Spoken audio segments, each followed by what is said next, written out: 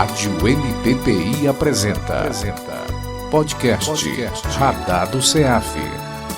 Olá, iniciamos mais um episódio do Radar do CEAF, um podcast idealizado pela Coordenadoria de Comunicação Social aqui do Ministério Público, em parceria com o Centro de Estudos e Aperfeiçoamento Funcional. O nosso objetivo aqui é trazer assuntos jurídicos de forma acessível ao público. E hoje eu recebo aqui no estúdio da Rádio MPPI o promotor de justiça Rômulo Paulo Cordão, que atualmente é titular da 8ª Promotoria de Justiça de Parnaíba, no nosso litoral. O promotor Rômulo é professor universitário, autor de obras jurídicas e membro da Academia Parnaibana de Direito, e também já foi o coordenador do Grupo de Atuação Especial de Combate ao Crime Organizado, mais conhecido como GAECO. Antes de ingressar nos quadros do Ministério Público, o promotor Rômulo Cordão foi delegado de Polícia Civil. E hoje a gente recebe ele aqui no estúdio da Rádio MPPI para a nossa conversa, para falarmos sobre balística forense e medicina legal, sobre medicina legal e balística forense. Dr. Rômulo, muito obrigado por ter aceitado o nosso convite de estar conosco aqui falando sobre esse assunto. Começo perguntando para o senhor, para a gente entender, o nosso podcast, a gente traz assuntos em tese, vamos dizer assim, difíceis de serem compreendidos pela população, mas que são assuntos importantes e que nós precisamos entender, todos nós, os cidadãos, minimamente, para que nós possamos, por exemplo, cobrar do Estado que faça aquilo, para que nós tenhamos uma vivência digna, né? Afinal de contas, o Estado está para servir a população, para atender às nossas necessidades. Eu começo perguntando para o senhor, e para que o nosso público entenda o que é medicina legal e o que é balística forense. Bom dia, José Marques. Bom dia, o Daniel. Bom dia, o Marcos Vinícius, da equipe técnica.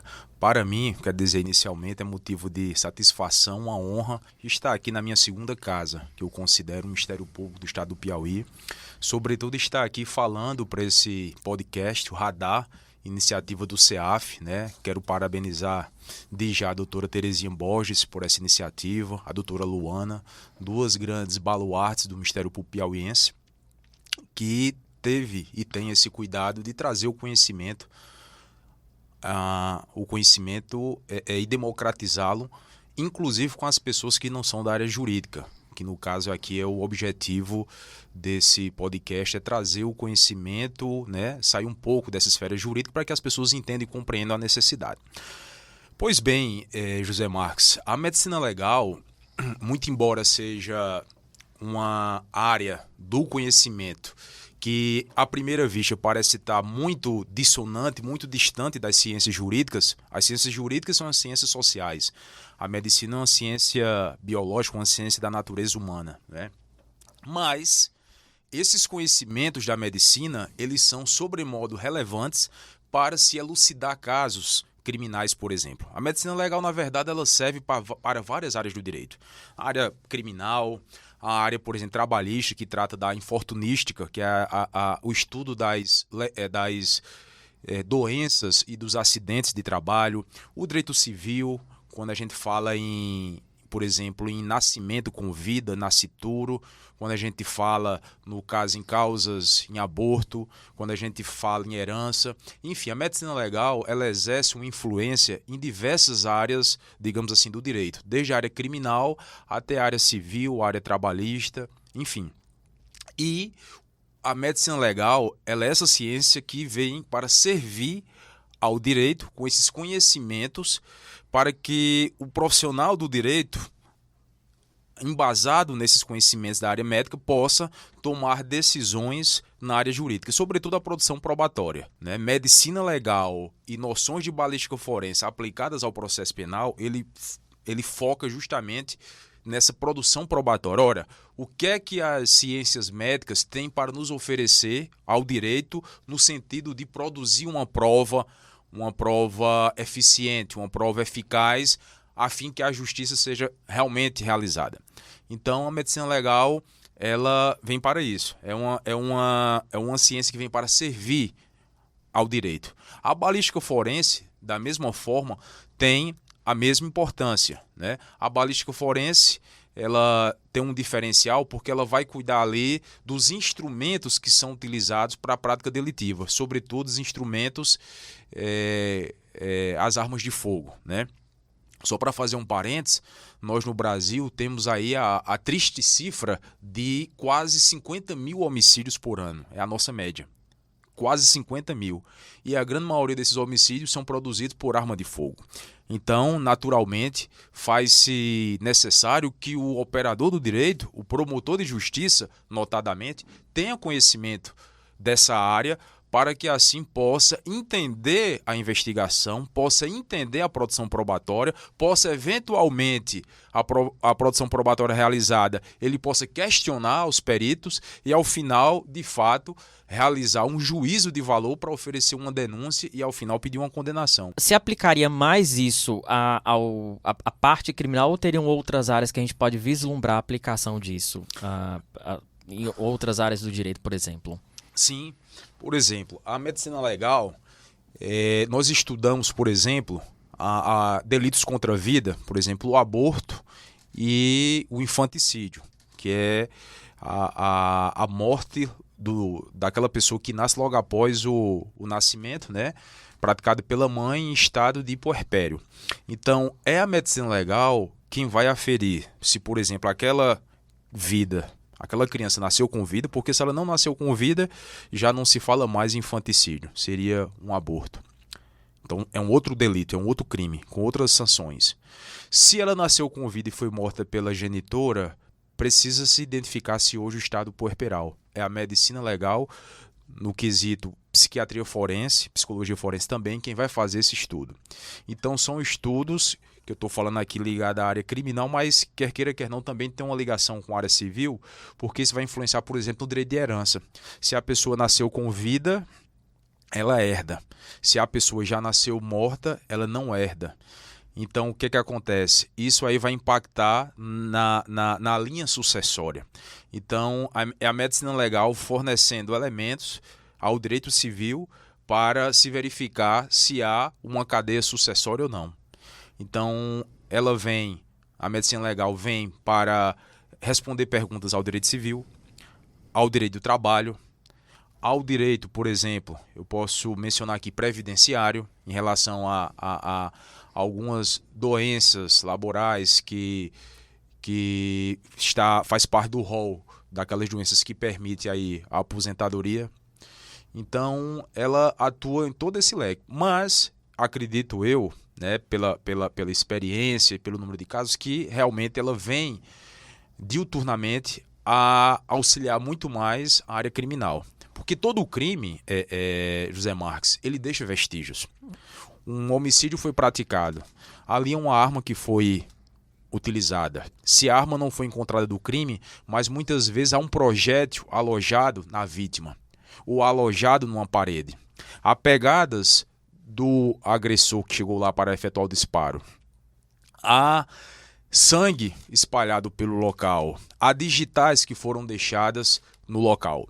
Todos esses elementos deixados na cena do crime são elementos que há a possibilidade de servirem de provas. Mas precisa-se que haja um profissional que saiba tratar esses elementos, saiba coletar, tratar e daí produzir um conhecimento acerca daquilo. Então, a perícia, né, forense, e aí dentro está a medicina legal e a perícia criminal, e a perícia criminal trata de diversas áreas, né, desde, por exemplo, a papiloscopia, que trata da identificação através das papilas dérmicas, ou, por exemplo, a área criminal que trata, que cuida das armas de fogo, que vai cuidar da parte da dinâmica do projétil, da energia cinética envolvida no disparo, enfim. Então, todos esses profissionais são importantes para que o operador do direito tenha a exata noção do que aconteceu na cena do crime e aí formar um juízo de valor. Então, assim, são profissionais imprescindíveis para a atuação ministerial. Doutor Rômulo, por que os promotores precisam conhecer bem essas matérias, né, de medicina legal e balística forense? E pergunto já para o senhor também, como é que isso pode contribuir para a elucidação do crime? O promotor, ele, antes de tudo, ele é um guerreiro que atua na área criminal, né? O promotor de justiça é esse que atua na área criminal. Eu tinha um professor, José Marques, que ele dizia, né, para a faculdade, que direito era PPP. Às vezes aquelas pequenas anedotas que um professor fala numa sala de aula é o que fica na sua mente pelo resto da vida. Às vezes aquelas aulas longas você não lembra de nada. Lembra de nada. Mas aí ele falava assim, o professor Marcondes, ele dizia, processo penal, ele dizia, direito é PPP, pedido, prova e prazo. Ou seja, você tem que saber pedir, e isso na área criminal e na área civil, você tem que saber quais são as ações que você vai entrar, então é uma forma de saber como pedir. Segundo, a prova, você tem que ter prova, ou seja, na área criminal, na área civil, na área de trabalho, você tem que ter prova do que você pede, do que você argumenta. E por fim, tem que respeitar os prazos, porque se não respeitar os prazos, você carece, você perde seu direito. Então, muito simples isso, né? Então, desses 3 P's, eu pego só o P da prova. Então, a balística forense e a medicina legal é um dos meios, tem vários, mas é um dos meios de meio de prova, de se trazer a prova. Então, se nós atuamos na área criminal e nós precisamos provar muito mais do que em qualquer outra área, porque quando nós atuamos na área criminal, nós atuamos com o quê? Com os bens jurídicos mais valiosos que nós temos. Ou seja, a vida de uma vítima que morreu, o patrimônio de uma vítima que foi roubado, a liberdade sexual de alguém que foi violada e do outro lado com o quê? Com outro direito importante, o direito à liberdade do suposto criminoso. Então nós atuamos no direito penal com os bens mais valiosos que pode existir, meu amigo. Então, ora, se a gente atua com os bens mais valiosos que pode existir, a gente pode se contentar com a prova capenga, com a prova mal produzida, com a prova enviesada? Não. Então, é imprescindível, na minha ótica, que esses profissionais, os promotores, sobretudo, tenham um conhecimento dessa área. É importante, porque se eu não tenho conhecimento, como eu falei antes, como é que eu vou questionar a perícia? Como é que eu vou questionar o delegado, o resultado do inquérito dele? Como é que eu vou, com robustez, oferecer uma denúncia e sustentar uma acusação até o final? Então, eu preciso que eu tenha, primeiro de tudo, convicção naquilo ali que eu estou sustentando. Porque você sustentar o que você não acredita já transparece, né? Então, isso é muito importante. Então,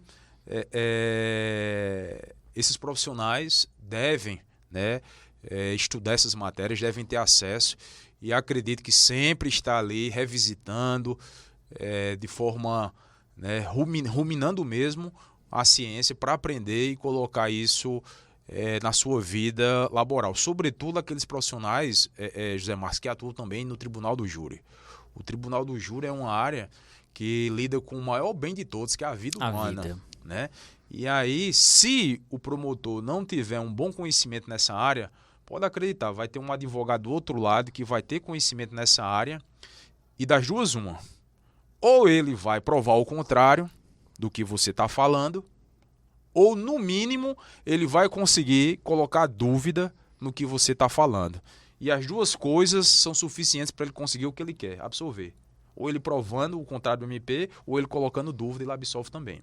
Então o promotor ele tem que saber para ele provar o que ele diz e também para contestar a dúvida que o advogado traz. Doutor Rômulo, queria que o senhor contasse para a gente a respeito de casos reais em que a medicina legal e a balística forense foram, assim, imprescindíveis, como o senhor está colocando, para resolver crimes que justamente se chegou a efetivamente aquele culpado porque nós tivemos provas bem produzidas, provas bem feitas, assim. O senhor conseguiria trazer alguns exemplos para a gente bem práticos, assim? Sim, claro. Um caso interessante, eu sou do Ministério Público e vou aproveitar para citar um caso que a suspeita, a acusada, era uma procuradora de justiça aposentada, uma membro do Ministério Público aposentada, salvo engano, de São Paulo. Ela adotou uma criança e a secretária da casa dela, a empregada doméstica, chegou e denunciou à delegacia dizendo que ela estava espancando aquela criança. Então a polícia foi lá, foi tratar do caso, pegou a criança e realmente viu vários sinais de espancamento, né? Mas disse a essa procuradora que aquilo era mentira, que a empregada estava caluniando-a, que ela não tinha feito aquilo, enfim. Então vejam o dilema, né?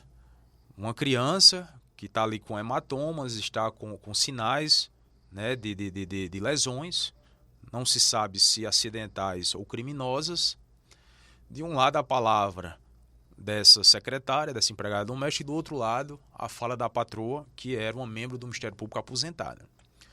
Como desvendar isso, né?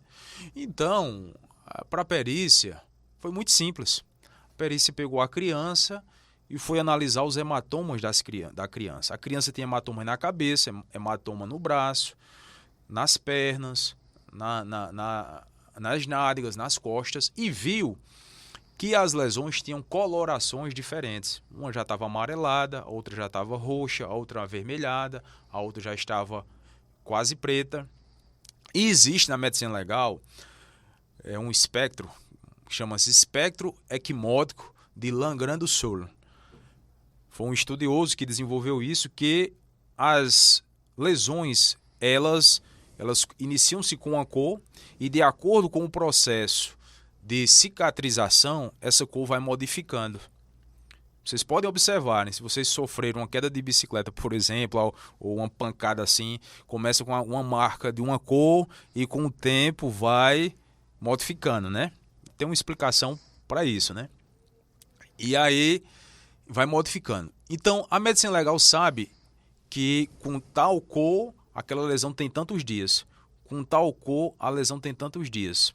E o que foi que a suposta autora do crime falou? Que a criança tinha caído da escada e com a queda da escada ela teria rolado e se machucado. Ora, se essa criança, se a causa daquilo, dela ter multilesões no corpo, foi a queda da escada, então as lesões teriam acontecido num só momento. Concorda? Sim. Se as lesões aconteceram num só momento, aquelas lesões teriam a mesma coloração. Só que a criança tinha colorações diferentes, bem diferentes. Então demonstrava que o tempo das lesões eram tempos diferentes. Ou seja, que a criança vinha sendo sim espancada em datas, ou seja, paulatinamente, em momentos diferentes. Ou seja, através da medicina legal, colocou-se por terra a tese da acusada. Então vejam como a medicina legal, num caso dessa natureza, foi o fiel da balança para demonstrar se houve ou não aquele fato, né? Vejam um fato que há uma voz que diz uma coisa, outra voz que diz outra, ou seja, é uma voz contra outra, como se fala, e a criança, nós sabemos, pela idade, de 3 anos, não tinha aí a condição, digamos, de uma confiabilidade no depoimento. E aí, através dessa prova material, se confirmou. Outro caso, você falou em caso famoso, vou falar aqui um famoso. O caso do Alexandre Nardoni e da Ana Carolina Jatobá, acusados de matarem a Isabela Nardoni. A Isabela Nardoni, ela foi defenestrada do 6º andar de um edifício em São Paulo, né? Inicialmente, o próprio genitor ligou, né, falando que tinha ladrões entrado no apartamento, que esse ladrão tinha defenestrado, tinha jogado a criança, e toda aquela coisa que foi falada, né? E a perícia ali foi pontual. Olha só, eles chegaram de tal hora em casa, aqui está o carro que parou pelo aquele mecanismo que GPS? Pelo GPS do carro, o carro parou na garagem de tal horas. Eles teriam gastado no máximo tanto tempo até subir lá no apartamento. Como é que nesse tempo uma pessoa teria entrado e jogado o sangue dentro do carro, né? A criança já foi levada, ao que tudo indica, morta não, mas lesionada. Como é que foi cortada? Como é que a criança teria supostamente cortado a tela de proteção? De proteção? Como eram as lesões que essa criança tinha, e foram ver lesões que não foram decorrentes da precipitação, ou seja, da queda do apartamento, mas em decorrência de lesões anteriores que foram verificadas, como, por exemplo, esganadura produzida no pescoço. E essa esganadura que foi produzida seria a causa da asfixia da criança, né? A criança ali já ficou desacordada, talvez morta, e depois foi arremessada. Então vejam que, olha, você acusar um pai e uma mãe de um crime dessa natureza, injustamente, é de uma gravidade quase igual à do próprio crime, né? Porque são pessoas que estão sentindo com aquele...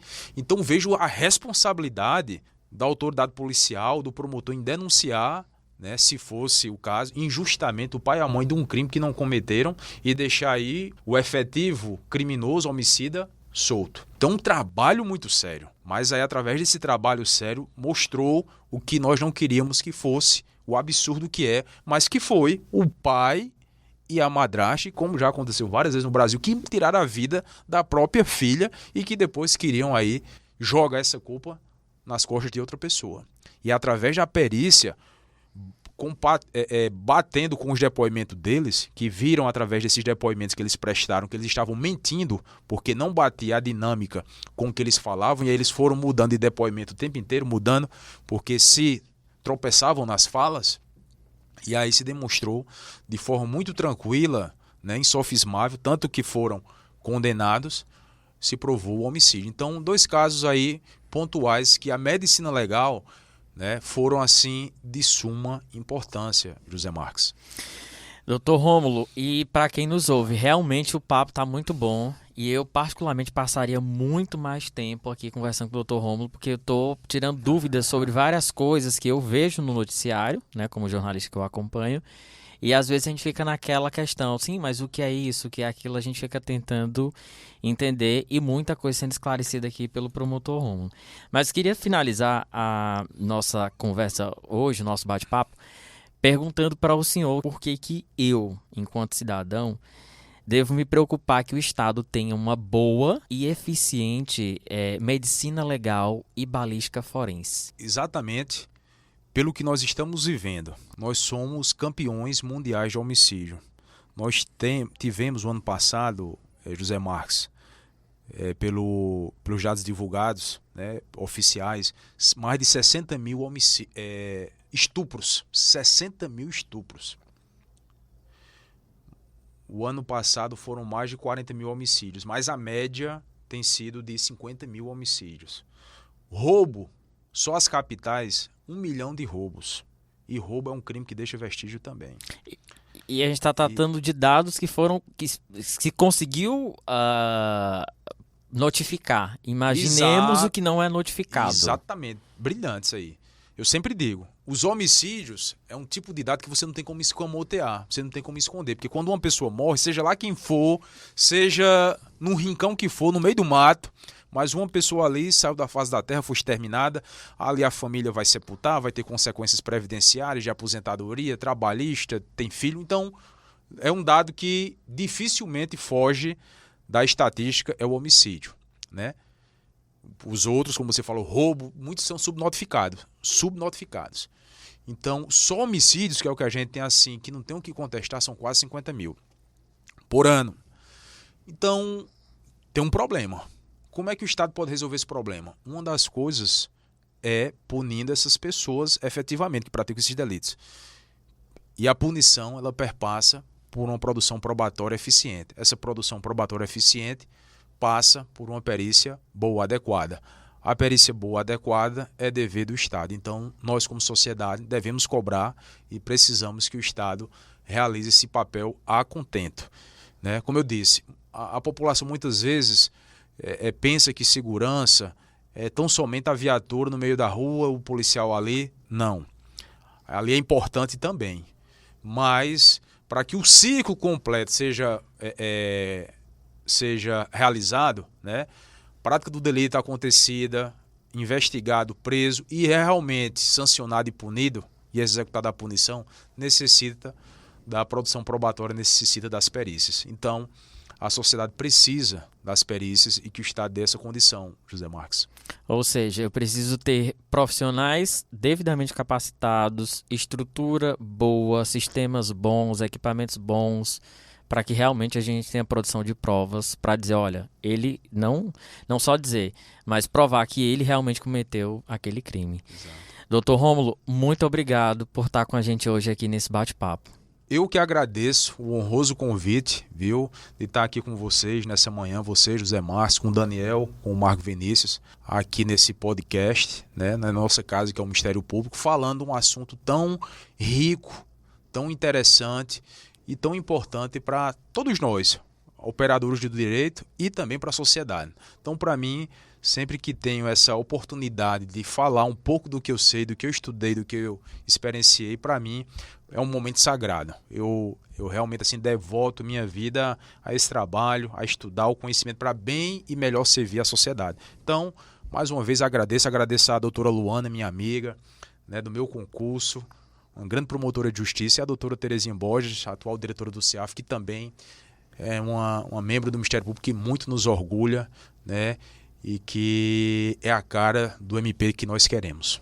Um grande abraço, mais uma vez, grato. Bom, pessoal, você acompanhou esse episódio, pode acompanhar não só esse, mas os outros episódios do podcast Radar do CEAF, pela nossa conta oficial no Spotify, e também você pode acessar o site do Ministério Público no mppi.mp.br e acessar a nossa página na rádio, na aba Podcasts. Você tem acesso a esse e outros podcasts aqui do Radar do CEAF. Muito obrigado pela sua audiência e até o próximo episódio. Rádio MPPI apresentou podcast Radar do CEAF.